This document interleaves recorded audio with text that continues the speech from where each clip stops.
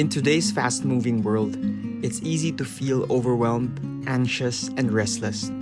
But Psalm 46:11 reminds us, "Be still and know that I am God." Just like Jesus calmed the storm, we need to trust that God is in control even in our troubles. Worrying doesn't solve our problems, but trusting God does. He holds our future. Being still means making time for God, praying, reading His Word, and listening to His voice. Schedule time to be with God daily, even in small moments.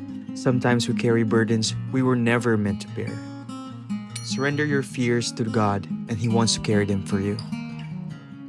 True stillness isn't about the absence of problems, but the presence of God in our hearts. So today, take a deep breath, trust Him, and be still.